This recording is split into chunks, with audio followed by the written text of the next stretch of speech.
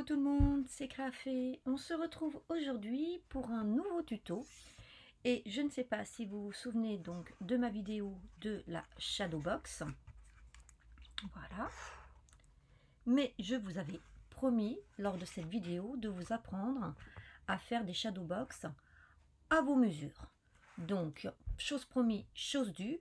Aujourd'hui, on va réaliser les Shadow Box avec des mesures personnalisées. Donc pour ces shadows, j'avais utilisé, vous vous en souvenez, ce bloc de Card Magic de chez Action. Et aujourd'hui, on va toujours être dans les blocs de Card Magic de chez Action, mais on va utiliser ceci. Et ce qu'on va faire, c'est qu'on va utiliser donc le carré qui fait 13 sur 13. Et on va toujours prendre un rectangle, sauf que cette fois, au lieu de le mettre en format portrait, on va le mettre en format paysage, puisque les mesures sont différentes. Donc, pas de panique. En fait, c'est juste une formule mathématique. Vous allez voir, très simple. Il n'y a pas besoin de sortir de Saint-Cyr pour faire des shadow box à vos mesures. Donc, si ce projet vous intéresse, je vous invite à regarder la suite de notre vidéo. Pour le projet d'aujourd'hui, il va vous falloir le matériel basique pour faire du scrap, c'est-à-dire de quoi couper votre papier, donc soit d'un massicot, soit d'une règle et d'un cutter. Par contre, sur le projet d'aujourd'hui, je vais faire une ouverture avec une dies et une ouverture sans dies pour les personnes qui ne possèdent pas de machine de découpe. Donc, il vous faudra tout de même un cutter, un crayon de papier et une règle. Et ensuite, il vous faudra de la colle, une table à scorer et un plioir. Si vous n'en avez pas, vous utilisez ce que vous utilisez d'habitude pour faire vos marques de plis et écraser vos marques de plis. Au niveau des fournitures, il vous faudra du cardstock.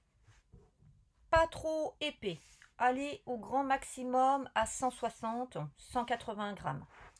Alors, moi, je vais travailler sur des feuilles A4, mais vous pouvez travailler avec une feuille de 30-30. Après, ça dépendra en fait de comment vous devez couper vos papiers avec les mesures qu'on va calculer. Ensuite, il vous faudra bien sûr des pages, des blocs de chez Action.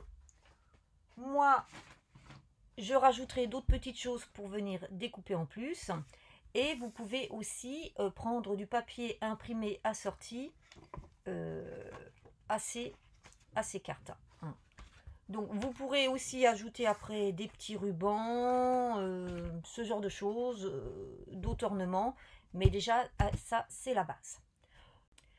La première étape va consister à vous expliquer comment est élaborée une shadow box si vous n'avez pas déjà réalisé une, ou si vous n'avez pas été voir ma vidéo qui apparaît en haut à droite, le lien. Donc une shadow box, en fait, c'est constitué de 2 morceaux de cardstock au niveau de la base, pas plus. Le premier va servir à faire la couverture devant et viendra faire le fond intérieur de notre shadow. Donc nous allons l'appeler la feuille numéro 1, ce qui sera plus pratique après pour nos calculs et l'utilisation de la formule mathématique. La feuille que l'on va appeler donc numéro 2, puisque nous avons 2 feuilles pour réaliser une shadow, c'est celle qui va venir en fait faire le cadre en relief et le fond arrière de notre shadow. Donc en fait, pour réaliser une shadow, vous avez 3 mesures à connaître. La première va être la plus simple, votre hauteur. Quelle est votre hauteur de carte? La seconde va être non pas quelle est votre largeur de carte ici, mais quelle est votre largeur de fond de carte. En fait, combien vous voulez ici à l'intérieur. Et la troisième mesure, c'est quelle profondeur je veux pour ma shadow. Donc, nous avons un H qui sera la hauteur, un L qui sera notre largeur et un P qui sera notre profondeur. Et donc maintenant, je vais vous donner ma formule mathématique pour calculer votre shadow à vos mesures. Elle est très simple. Pour la feuille numéro 1, la dimension de votre feuille devra être de 2 largeurs plus une profondeur. La hauteur, c'est la hauteur de la carte finie. Pour la feuille numéro 2, il s'agira d'avoir 2 largeurs plus 2 profondeurs. Toujours pareil, la hauteur est égale à la hauteur finie. Donc, nous allons prendre un exemple avec un des kits de chez Action pour vérifier que cette formule mathématique fonctionne. Donc, notre première étape aujourd'hui va consister à calculer nos mesures pour couper nos morceaux de papier. Donc, nous allons avoir, comme je vous l'ai dit, 2 morceaux de papier, le morceau numéro 1 et le morceau numéro 2. Donc, pour calculer ces morceaux, il faut avant tout déjà savoir quelle va être ma hauteur de carte finie, quelle va être ma largeur de carte finie. Et cette hauteur et cette largeur, elles se calculent avec votre fond. Donc là, nous sommes partis sur les fonds de 13-13, donc des kits Action. Et donc, ce que nous allons faire, nous n'allons pas forcément faire du 13-13 pour que ça soit collé en haut et en bas. On va partir plutôt sur quelque chose qui fait 13,5 sur 13,5. Donc, je veux en hauteur finie 13,5, je veux en largeur finie. Donc, ce que j'appelle la largeur finie, c'est la largeur ici, à l'intérieur. Voilà. Je veux du 13,5 aussi. Et donc, la formule mathématique, elle va être très simple. Donc, la hauteur, vous vous en préoccupez pas, c'est la hauteur. Voilà. Donc, ensuite, il y a 2 mesures qui vont rentrer en considération dans notre formule mathématique. Donc, c'est votre largeur. Donc là, nous l'avons décidé. Elle sera 13,5. Et ensuite, c'est votre profondeur. Donc, combien vous voulez, en fait, que votre shadow fasse en profondeur. Alors, ici, je mets d'habitude du 1,5. Mais là, aujourd'hui, j'ai décidé de la faire un peu moins profonde. On va la faire de 1 cm. Celle d'après, on la fera beaucoup plus profonde, pour justement que vous voyez les différences. Donc, la formule mathématique pour calculer la largeur de vos 2 feuilles à couper, puisque la hauteur, elle est déjà décidée, cela va être pour la feuille numéro 1. Elle devra correspondre à 2 largeurs plus une profondeur.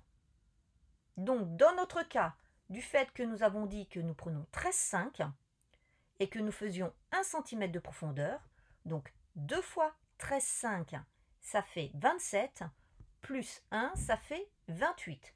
Donc, notre premier papier devra faire 28 cm sur 13,5.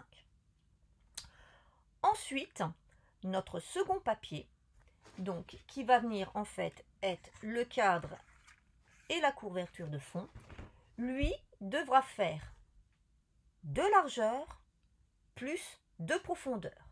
Donc là, 2 largeurs de 13,5, nous sommes toujours à 27. Par contre, là, nous avons 2 profondeurs, donc nous avons 2 fois 1 à rajouter, donc 2 cm. Donc là, nous serons à 29. Donc si je récapitule, je vais devoir couper un premier papier de 28 cm sur 13,5 de hauteur. Et le second, je vais devoir faire 29 cm sur 13,5 de hauteur. Donc c'est parfait, ça va me permettre, moi, d'utiliser mes 2 feuilles de papier A4 que j'avais décidé dès le début. Si j'avais dépassé, j'aurais été obligée de partir sur du 30-30 ou sur du papier A3. Donc je coupe mes 2 morceaux de papier et je reviens vers vous pour vous expliquer ensuite comment faire les marques de pli.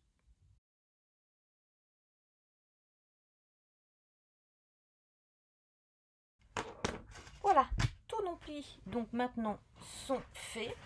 Et donc la prochaine étape va consister à venir faire notre ouverture de shadow.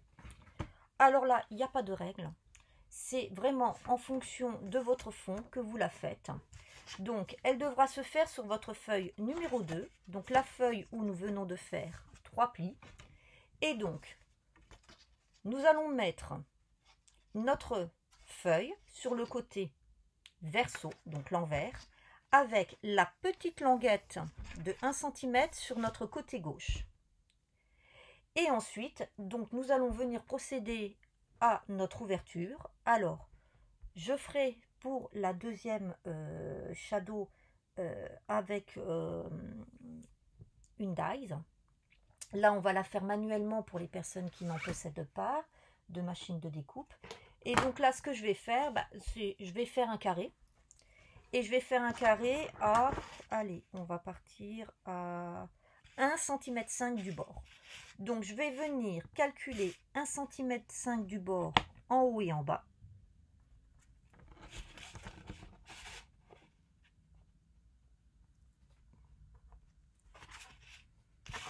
Et je vais venir tracer mes lignes. Et je m'arrête à chaque fois aux marques de pli. Donc en haut, en bas.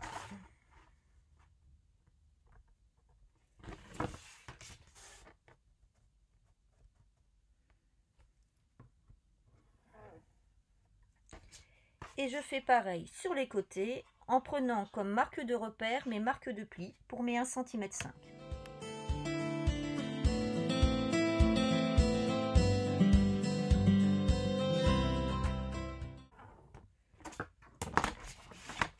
Maintenant, il ne me reste plus qu'à découper mon carré central au cutter. Alors, vous pouvez faire aussi, si vous avez des cutters rotatifs, faire en cercle, c'est très bien aussi.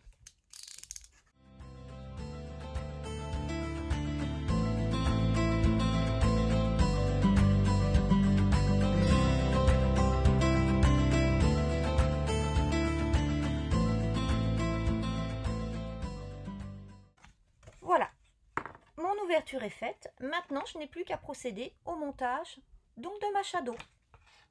Alors, la première étape va consister à venir coller notre fond sur notre feuille numéro 1, celle qui n'a qu'un seul pli.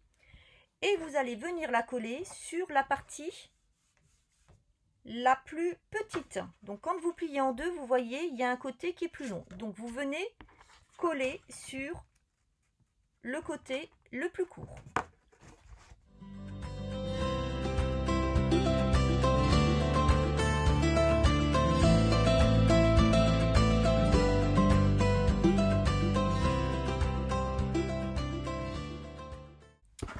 Donc voici le résultat. Ensuite, vous allez venir prendre votre feuille numéro 2 et vous allez venir mettre de la colle sur la languette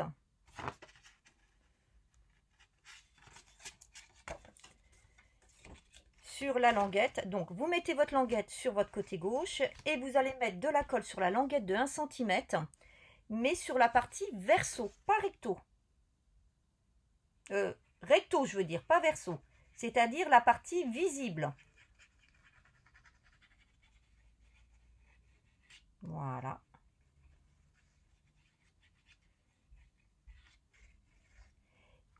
Et vous allez venir coller cette dernière sur la partie gauche de votre feuille en venant vous aligner sur la marque de pli sur le côté gauche.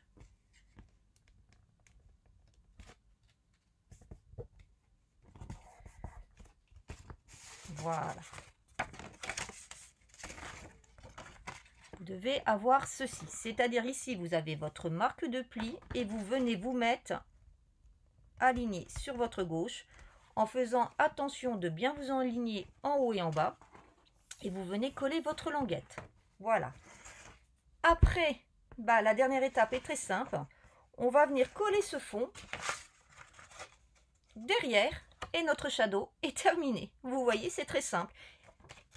Donc, on va venir mettre de la colle sur cette partie. Attention, hein, pas sur la languette de milieu, juste cette partie. Et on vient ensuite coller derrière en alignant bien. Voilà. Et votre shadow est terminé. Vous n'avez plus qu'à la décorer.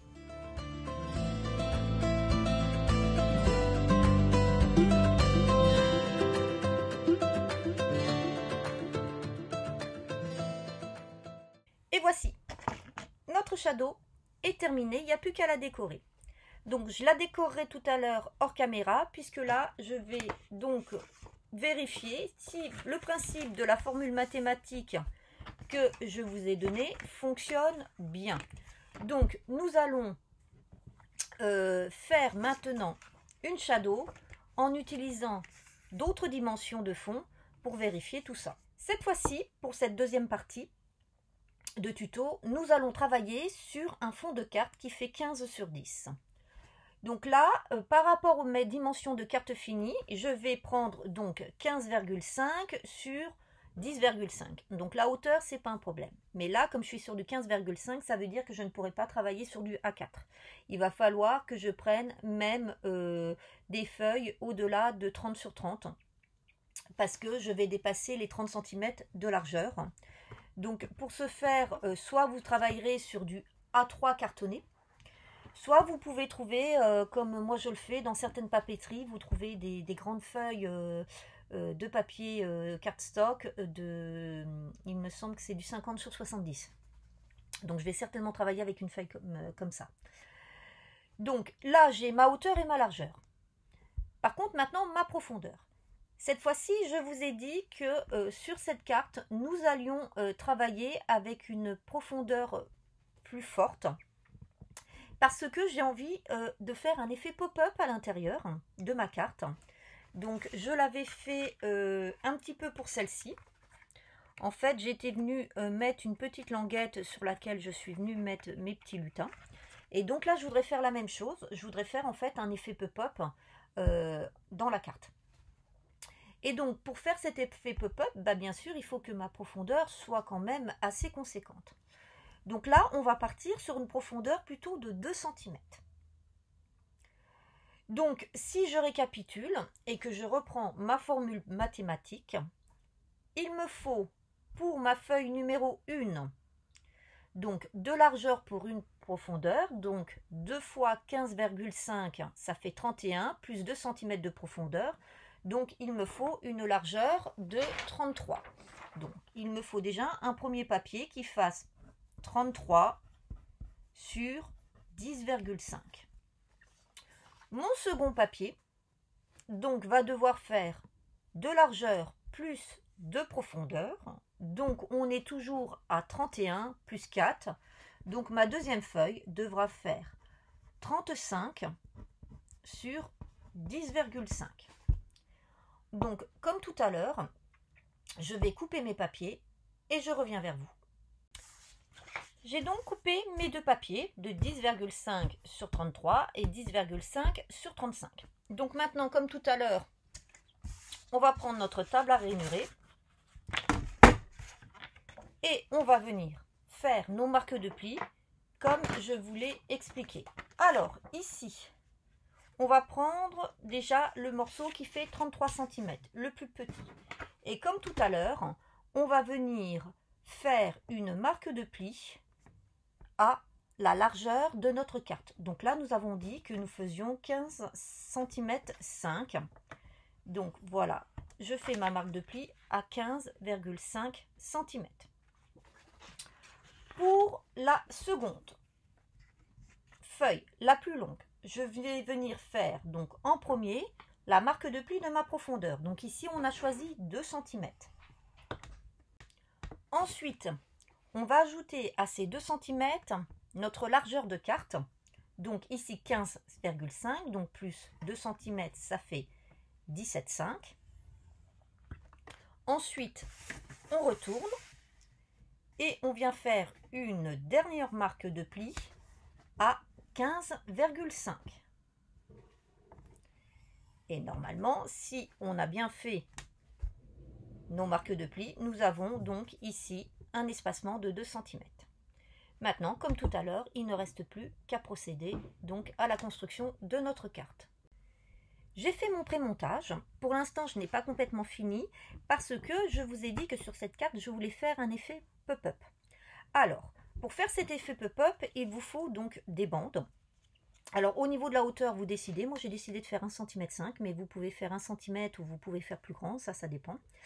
Et par contre, au niveau de la largeur, vos calculs vont être assez simples. Vous allez devoir déjà partir sur la base de votre largeur de carte. Donc là, on est sur du 15,5.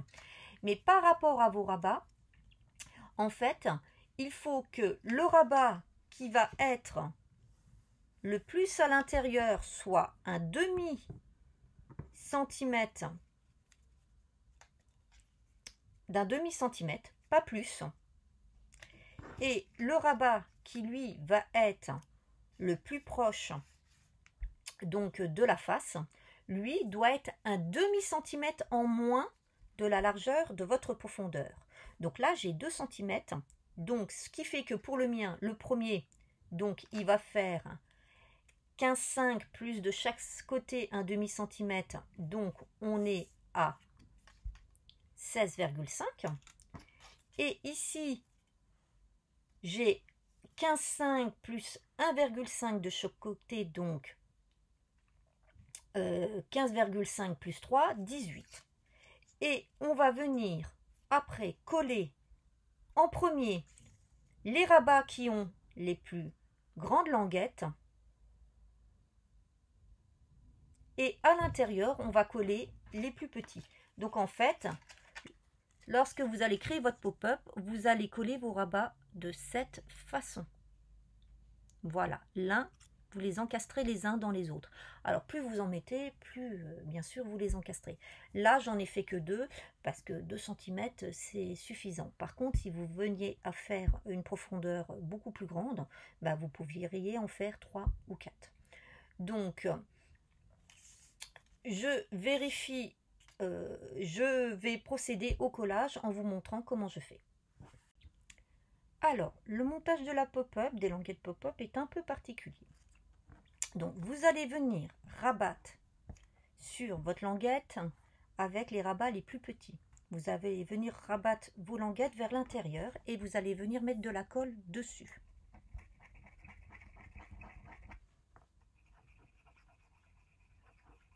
Voilà. Et ensuite, vous allez prendre donc votre grande languette et vous allez mettre votre petite de cette façon, c'est-à-dire que vous allez venir coller vos rabats à partir de votre marque de pli.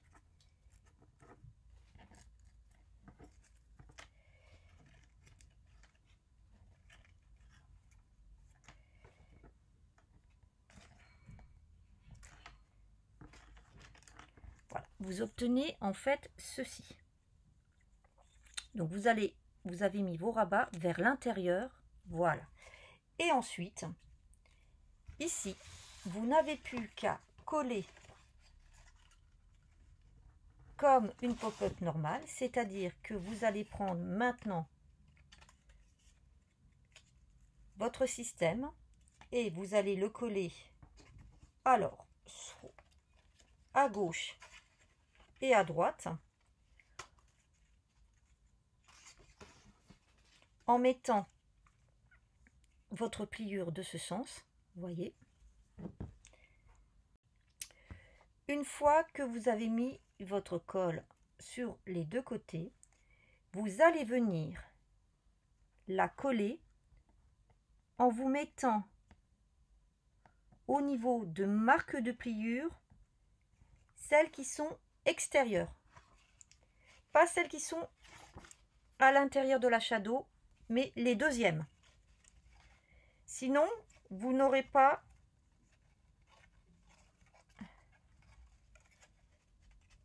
voilà, vous n'aurez pas en fait cet effet ici au début d'espacement. Donc je fais la même chose sur la deuxième. C'est la partie la plus délicate. Voilà. Et ensuite, vous n'avez plus qu'à faire comme d'habitude. Voilà. Et là, vous voyez bien, j'ai bien un système de pop-up avec des espacements. Si on n'avait pas collé de cette façon, on n'aurait ni l'espacement ici, ni l'espacement ici. Voilà. Donc, il ne me reste plus qu'à coller ici derrière et ensuite à venir décorer. Donc, je fais la dernière partie hors caméra et je vous montre le résultat des deux cartes. Voilà, j'ai fini de décorer mes petites cartes, donc je vais vous montrer le résultat. Alors, pour celle-ci, je suis restée assez simple. Donc voilà, donc j'ai préféré mettre le gros élément à l'extérieur et mettre à l'intérieur, en fait, le petit visuel qui est, vous savez, souvent, dans les kits, vous avez toujours le petit visuel qui vous est montré pour vous donner l'idée comment faire. Et donc, moi, j'ai préféré le mettre à l'intérieur et mettre le petit lapin à l'extérieur. Alors, au niveau du papier, là, pour recouvrir derrière, j'ai utilisé ce kit de F-Deco. My Tiny Sparrow. Je trouvais qu'il s'adaptait vraiment bien avec les couleurs. Et là, c'est vrai que ça change un petit peu. C'est très flashy. J'aime bien. Donc, voilà. Ensuite, donc c'était avec ce kit-là, hein, pour le premier. Et ensuite, pour le second, donc j'ai surtout travaillé avec ce kit-ci. Et donc, ce que j'ai fait, par contre, là, cette fois, j'ai utilisé 2 pages. En fait, j'en ai mis une à l'extérieur. Voilà. Et j'en ai mis une seconde à l'intérieur. Et j'ai fait mon petit effet pop-up, comme je vous avais dit. Voilà. Donc, je suis venue faire des petits sapins avec ma machine de découpe dans les tons roses pour rappeler un petit peu la petite écharpe. Et puis, je suis venue coller d'autres petites dies. Donc voilà. Et donc, ici, je vais pouvoir écrire mon petit texte avant de l'envoyer. Donc là, vous voyez, ça vous permet aussi, ces cartes, d'utiliser 2 feuilles des kits. J'ai une étoile qui s'est décollée. C'était pas assez sec. Voilà, je la remets. Voilà. Hop. Voilà.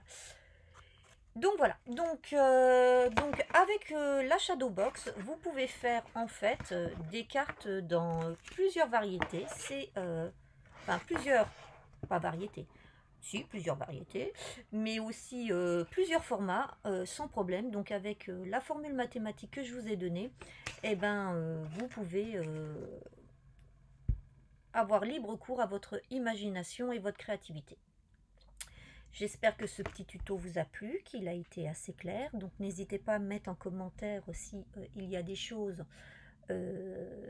qui ne vont pas. Et puis je vous dis à très bientôt. Je vous souhaite une bonne journée. Bye bye.